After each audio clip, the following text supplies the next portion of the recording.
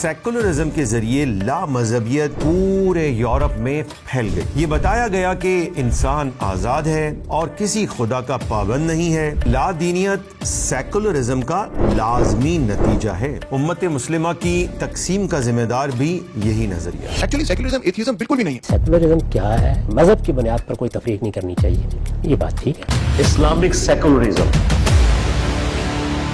اب جو اگلی بات میں آپ کے سامنے رکھ رہا ہوں وہ ان تمام ماڈرنسٹ سیکولر فلسفیوں کی تعلیمات کا نچوڑ ہے جو ایک الہادی نظریاتی فریم ورک بناتا ہے. اس فکر اور عقیدے سے مختلف ناموں سے جدید ازمز، نظریات اور نظام بنتے. جدید مغربی فلسفے کے ہزاروں صفحات کے بعد جو نتیجہ نکلتا ہے وہ میں آپ کے سامنے پیش کرنے جا رہا ہوں، اس لیے بڑی توجہ کے ساتھ اس بات کو سمجھے. اگر آپ نے یہ بات سمجھ لی تو آپ کے سامنے یہ بالکل واضح ہو جائے گا کہ جدید مغربی نظریات کیوں باطل ہیں، کیوں لا دین ہیں، بلکہ کیوں دین مخالف ہیں.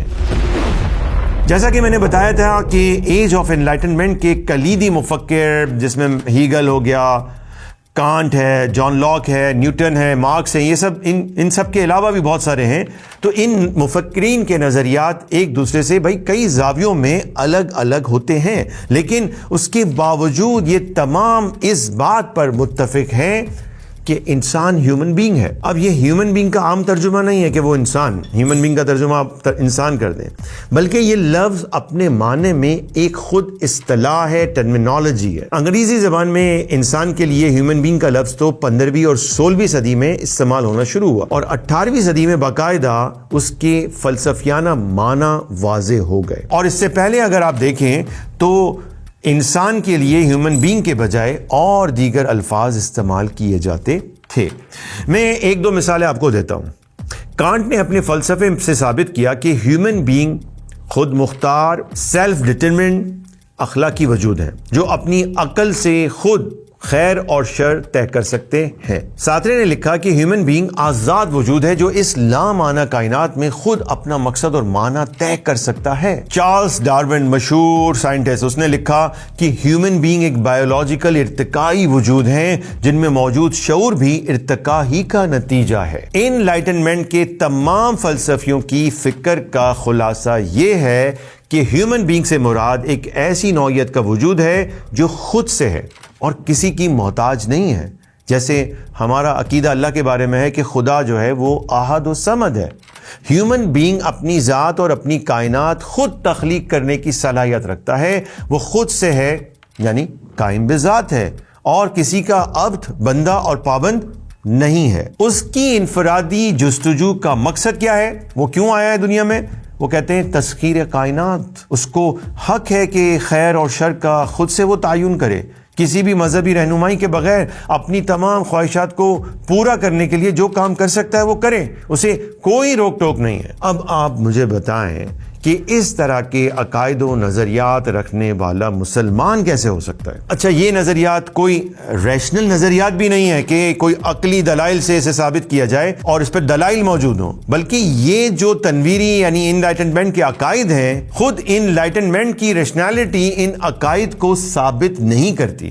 اور وہ خود لکھتے ہیں کہ یہ اس کے مفروضات، پریزمپشنز ہیں. ان کے مطابق ان عقائد پر ایمان لائے بغیر انسان ہیومن بینگ نہیں بن سکتا. جو انسان ہیومن بینگ نہیں تو وہ انلائٹنمنٹ کے نظام اجتماعی کا رکن بھی نہیں بن سکتا اور اسے کوئی بھی پھر ہیومن رائٹ حاصل نہیں ہو سکے گا کیونکہ وہ ہیومن بینگ ہی نہیں ہے. اب یہ باتیں سننے کے بعد آپ شاید حیران ہوں گے کہ جان لاک جو کہ اس نظریات کا بڑا مفکر ہے، اس نے یہ بات واضح طور پر کہی ہے کہ 2 کروڑ ریڈ انڈینز جو امریکہ کے قدیم باشندے تھے ان کا قتل اتنا ہی جائز تھا جتنا بائسنز یعنی بھینسوں کا شکار، کیونکہ نہ بھینسیں ہیومن بینگ ہوتے ہیں اور نہ ہی امریکہ کے قدیم باشندے ہیومن بینگ ہیں. یعنی ہیومن بینگ جو نظام اقتدار قائم کرتا ہے اس کو کانسٹیٹیوشنل ریپبلک، دستوری جمہوریت کہتے ہیں. اس نظام اقتدار میں اصولاً کیا ہے وہ آگے بات کرتے ہیں.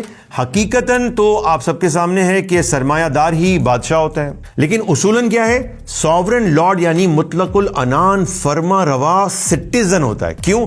کہ یہ انسان مرکز معاشرہ ہے، یعنی کسی خدا کی سوورنٹی کو تسلیم نہیں کیا جاتا، اس کی بالادستی کو تسلیم نہیں کیا جاتا۔ انسان خود اپنا مالک ہوتا ہے اور سٹیزن کو یہ حق حاصل ہے کہ وہ تنویری عقائد کی بنیاد پر، یعنی انلائٹنمنٹ کے جو نظریات ہیں ان کی بنیاد پر نظام اجتماعی چلانے کے لیے جس طرح کے قوانین اور اصول چاہے وہ بنا سکتا ہے۔ شرط صرف یہ ہے کہ یہ اصول و قوانین فروغ آزادی یعنی فریڈم، تسخیر کائنات اور سیلف ڈٹرمنیشن، خود تخلیقیت کے اصولوں کا ذریعہ ہوں۔ یہ ریاست اور ایسی ریاست اصولاً لازمی طور پر سیکولر ہونی چاہیے، یعنی ریاست میں سیاست میں مذہب کا کوئی دخل نہیں ہو سکتا۔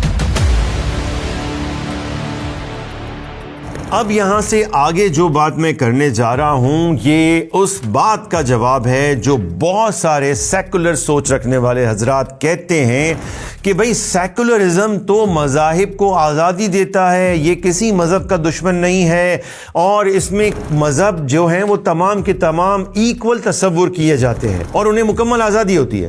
لیکن حقیقت میں ایسا نہیں ہوتا۔ سیکولرزم میں مذہب کے لیے صرف اور صرف دو ہی پاسبلٹیز اور گنجائشیں موجود ہیں، اور وہ کیا ہے یہ سمجھ لیں، آپ کا یہ کنفیوژن دور ہو جائے گا۔ نمبر 1، جمہوری دستور۔ وہ کیا ہے وہ ہم نے پچھلی ویڈیو میں ڈسکس کیا تھا، ٹریٹی آف ویسٹفیلیا۔ ان کے جو اصول ہیں اسے قبول کرنا کہ مذہب ایک انفرادی معاملہ ہے جس کا نظام اجتماعی کی ترتیب اور تنفیذ سے کوئی تعلق نہیں، ہر شخص جو مذہبی عقائد اختیار کرنا چاہے کر سکتا ہے، لیکن یہ عقائد ما بعد الطبیعاتی یعنی میٹا فزیکل ہوں گے، اخلاقی نہیں ہوں گے، آپ کے بیہیویئر میں آپ کے عمل میں ظاہر نہیں ہو سکتے۔ یعنی عقیدے کو آپ صرف دل میں رکھ سکتے ہیں، عقیدے پر عمل کرنے کی اجازت سیکولرزم نہیں دیتا۔ اب میں آپ کو ایک مثال دیتا ہوں، آپ کو بہت اچھے سے سمجھ آ جائے گا۔ مثلاً سیکولرزم میں ہر شخص کو یہ حق حاصل ہے کہ وہ زنا سے اجتناب کرے اور زنا کو برا سمجھے، یہاں تک تو اس کو اجازت ہے کہ وہ سمجھتا رہے برا، بہت ہی گندا کام ہے، گناہ ہے، سب سمجھے، لیکن اس کو یہ حق حاصل نہیں کہ وہ اپنی بیٹی کو زنا سے روکے۔ کیوں؟ اس لیے کہ زنا کرنا بیٹی کا ہیومن رائٹ ہے، اور ہر شخص مذہبی روایت اپنی پسند کی بنیاد پر اس طرح قبول کرنے کا حق رکھتا ہے کہ یہ مذہبی عمل کانسٹیٹیوشنل ڈیموکریسی کے مقاصد کے حصول کی راہ میں رکاوٹ نہ بنے۔ تو باحیثیت سٹیزن وہ فریڈم کے اور تسخیر کائنات کے مقاصد کی معاشرتی اور ریاستی بالادستی کو تسلیم کرنے پر مجبور ہے۔ یہی چیز اس کو بناتی کیا ہے؟ ہیومن بینگ، اور اسی کی بنیاد پر اس کو ہیومن رائٹس کا حقدار تصور کیا جاتا ہے۔ یعنی وہ زنا کو برا سمجھتا رہے گا لیکن وہ کسی کو زنا سے روکنے کا قادر نہیں ہے، نہ اس کو اس کی اجازت ہے، نہ وہ اس کی فریڈم کے اندر کسی طرح کی مداخلت کر سکتا ہے۔ اب اس تناظر میں آپ مسلمانوں میں موجود ان افراد کو دیکھیں جو ماڈرنٹی، جدیدیت کے بیانیے کو لے کر چل رہے ہوتے ہیں، جیسے ہمارے یہاں کے مشہور اسلامک اسکالر غامدی صاحب ہیں۔ اگرچہ وہ سیکولرزم کا نام نہیں لیتے اور وہ کہتے ہیں کہ میں سیکولرزم کو نہیں مانتا، لیکن وہ مکمل طور پر سیکولرزم کی حمایت کرتے ہوئے ہی نظر آئیں گے، اور اس کے نظریات مسلمانوں میں وہ نارملائز کر رہے ہوں گے۔ وہ اپنا سیاسی عقیدہ خود بتاتے ہیں جو انلائٹنمنٹ کے عقائد کے بالکل مطابق ہے۔ ذرا سنیے۔ ہمارے سیاسی عقائد وہی 4 چیزیں: انسان کے بنیادی حقوق، قوموں کا حق خود ارادی، جمہوریت اور قانون کی حکمرانی۔ اس کے لیے لڑنا چاہیے۔ جی جناب، آپ نے سن لیا کہ یہ کیا باتیں ہیں۔ یہی ساری ڈیمانڈ ہے جدیدیت کی، یہی ساری ڈیمانڈ ہے سیکولرزم کی۔ تو ماڈرنسٹ غامدی صاحب سیکولرزم کو نارملائز کیسے کرتے ہیں، ذرا یہ بھی دیکھیں۔ سیکولرزم کیا ہے، کیا چیز ہے، پہلے یہ بتانا چاہیے، اس کے بعد ہم یہ رائے دے سکتے ہیں کہ چلیے اگر آپ یہ بات کہہ رہے ہیں تو اس کی دین میں کچھ گنجائش ہے۔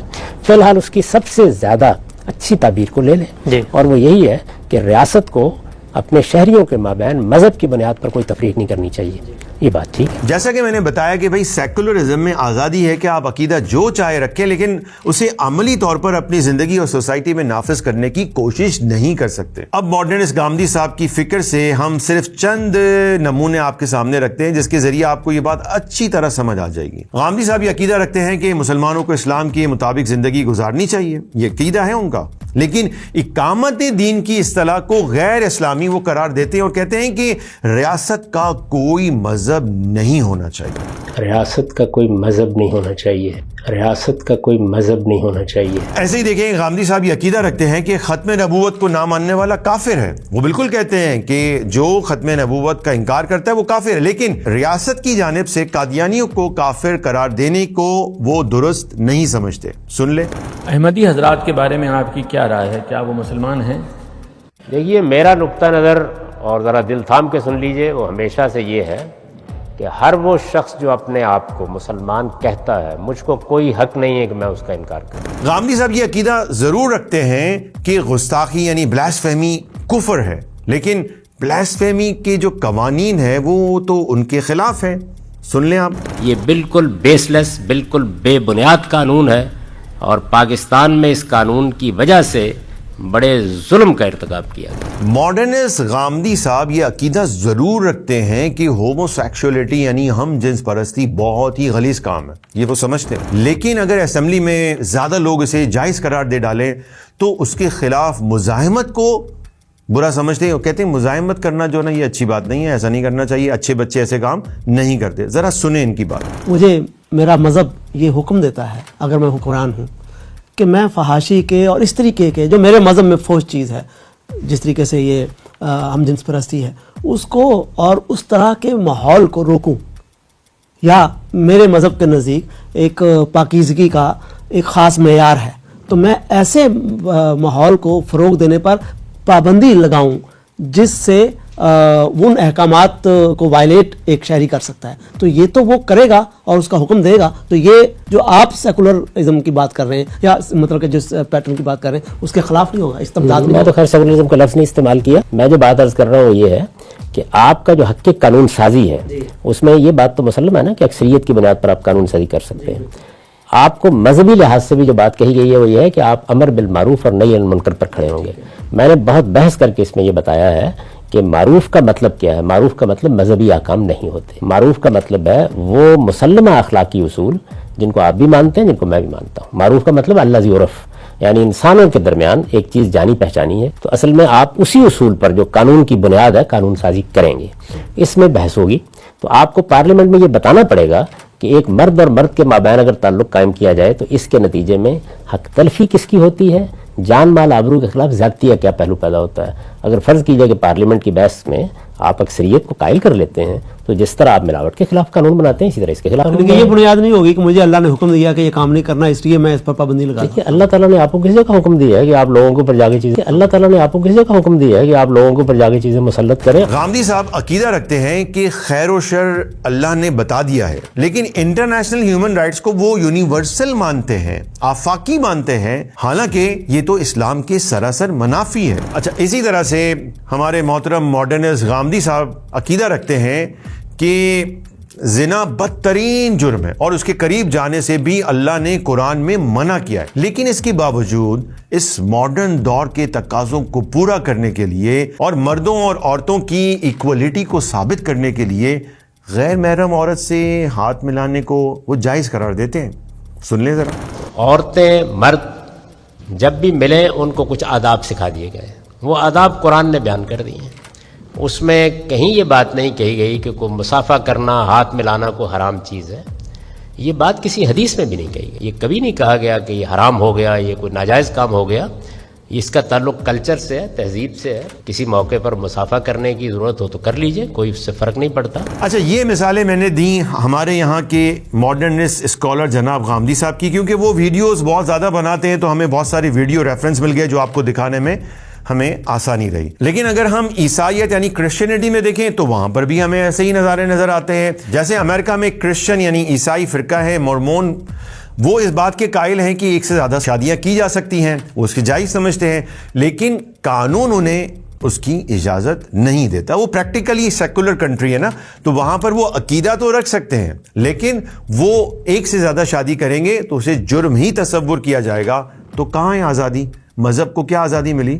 یہ اتنی ہی آزادی سیکولرزم مذہب کو دیتا ہے. تو ان تمام شواہد سے واضح ہو گیا کہ سیکولرزم مذہب کو صرف میٹا فزیکل مابعد الطبیعاتی اور عقیدے کی آزادی دیتا ہے, یعنی معاملات میں, پبلک لائف میں, آپ کے بیہیویئر میں دین پر پابندی عائد ہو جاتی ہے. اب آئیے مذہب کے لیے سیکولرزم کی دوسری گنجائش کیا ہے جسے ہمارے یہاں کے سیکولرز بڑا چڑھا کر پیش کرتے ہیں. اس کو بھی آپ اچھی طرح سمجھ لیں. اس کے سمجھنے کے بعد آپ کے سامنے بالکل واضح ہو جائے گا کہ سیکولرزم کا لازمی نتیجہ لا دینیت کے سوا کچھ نہیں ہے. ہر فرد اور گروہ و مذہب عقیدے کو اس بات کا حق بالکل حاصل ہے کہ وہ اپنے مذہب کو مانے, لیکن مذہب کو استعمال کرے وہ کس کام کے لیے؟ ایج آف انلائٹنمنٹ کے جو تنویری مقاصد ہیں, جو اس کے ریشنلزم,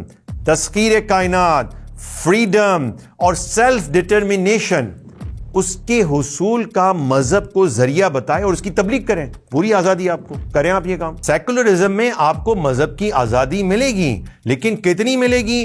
آپ کو موقع دیا جائے گا کہ آپ نیشنل ٹی وی کے اوپر بیٹھ کر مذہب بیان کریں, لیکن فضائل بیان کر سکتے ہیں, مسائل بیان کر سکتے ہیں.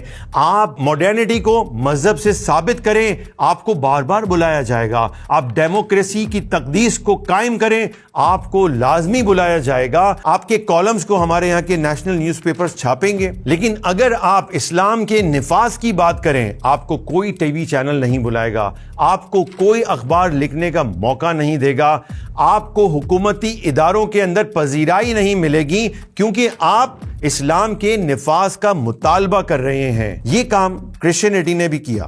کیسے؟ Newton, John Locke, Descartes, Hegel, ان سب نے یہ کام کیا تھا اپنے زمانے میں, اور وہ سب اپنے آپ کو پکا اور مخلص عیسائی تصور کرتے تھے.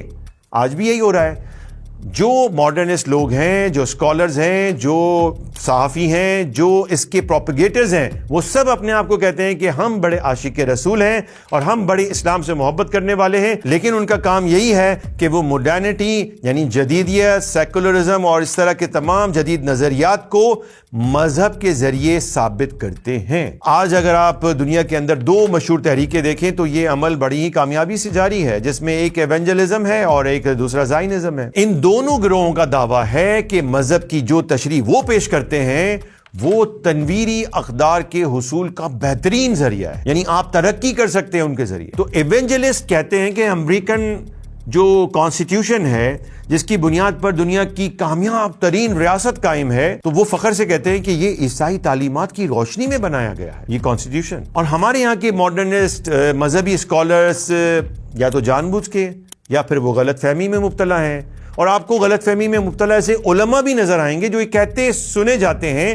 کہ انٹرنیشنل ہیومن رائٹس کا چارٹر تو رسول کریم صلی اللہ علیہ وسلم کے خطبہ حجۃ الوداع سے ماخوذ ہے, حالانکہ چارٹر آف ہیومن رائٹس بنیادی طور پر ہی کفر ہے. دیکھیے ذرا غامدی صاحب اس بارے میں اپنی کتاب مقامات میں کیا لکھتے ہیں. وہ لکھتے ہیں کہ انسان کو آزاد پیدا کیا گیا ہے, یعنی یہ وہ بات ہے جو چارٹر آف ہیومن رائٹس کی پہلا آرٹیکل ہے. All human beings are born free and equal, اپنے خالق کے سوا وہ کسی کا محکوم نہیں ہے. چنانچہ فرد ہو یا ریاست, کسی کا بھی حق نہیں کہ وہ اس کے علم و عمل پر کوئی قدغن لگائے اور اس کے جان و مال اور آبرو کے خلاف کوئی اقدام کرے.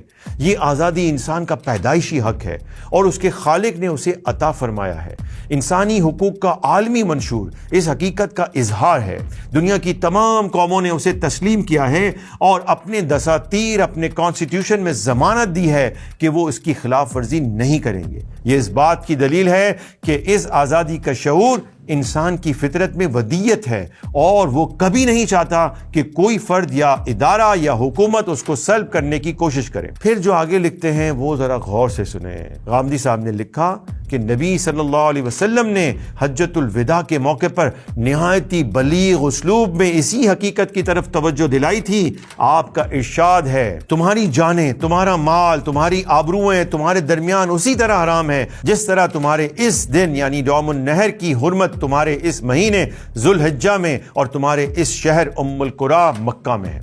یہ ان کی کتاب مقامات کے صفحہ نمبر 235 اور 36 پہ لکھا ہے۔ گاندھی صاحب انٹرنیشنل ہیومن رائٹس جس کا پورا وجود ہی الہاد پر قائم ہے، اس کی افادیت نبی کریم علیہ الصلوۃ والسلام کا نام اور ان کی احادیث سے جوڑ کر بیان کر رہے ہیں۔ ہماری ایک ڈاکومنٹری ہے جدید ریاست میں علماء کی حیثیت، اس میں ہم نے بتایا تھا کہ امریکہ کے مشہور ایونجلسٹ پادری بلی گرام 70 سالوں تک تمام امریکی جتنے پریزیڈنٹس تھے ان سب کے بڑے قریبی سمجھے جاتے تھے، لیکن وہ کوئی مذہبی کام ان سے نہیں کروا سکے۔ اس کے باوجود ایونجلسٹ تحریک پورے طور پر موڈرنٹی کو ہی عیسائی مذہبی دلائل سے لوگوں میں عام کرتی رہی، اور بلی گرام نے پھر آخر کار اس حقیقت کا اظہار کچھ اپنے الفاظ میں یوں کیا۔ I cannot save anybody. I'm just an ordinary messenger of the kingdom of God. یہ ہیں صرف وہ دو صورتیں جن میں مذہب کو سیکولرزم میں آزادی ہوتی ہے۔ کرسچینٹی سے بیزاری کے نتیجے میں مغرب کی اکثریت نے فیصلہ کر لیا کہ کرسچینٹی کے عقائد کو اگر کوئی درست سمجھتا ہے تو وہ ذاتی طور پر سمجھتا رہے، لیکن کرسچینٹی کو زندگی کے تمام شعبہ جات سے باہر نکال دیا جائے۔ اس کے لیے سب سے اہم یہ تھا کہ کرسچینٹی کو پاور لیس کر دیا جائے۔ پاور کس سے ملتی ہے؟ سیاست اور ریاست سے۔ اس لیے ریاست سے اپنے مذہب کرسچینٹی کو نکالنے کا نام انہوں نے سیکولرزم رکھا، اور ایک لا مذہب معاشرے کی اس طرح سے بنیاد ڈالی۔ سیکولرزم کی تاریخی بنیادیں جو میں نے آپ کے سامنے ابھی مختصر طور پر بیان کی، اسے جاننے کے بعد یہ بالکل واضح ہو جاتا ہے کہ لادینیت سیکولرزم کا لازمی نتیجہ ہے۔ سیکولرزم کو لادینیت کہنا کسی طور بھی غلط نہیں ہے، اور نہ اسلامی سیکولرزم کی کوئی ٹرم کسی بھی طرح ایگزسٹ کر سکتی ہے، نہ کوئی مسلمان سیکولر ہو سکتا ہے۔ امید ہے کہ آپ یہ شعور و آگاہی پھیلانے میں ہمارا ساتھ دیں گے۔ ہماری ان ویڈیوز کو لازمی شیئر کیا کریں اور مسلمانوں کو شعور دینے کے لیے شعور کا ساتھ دیں۔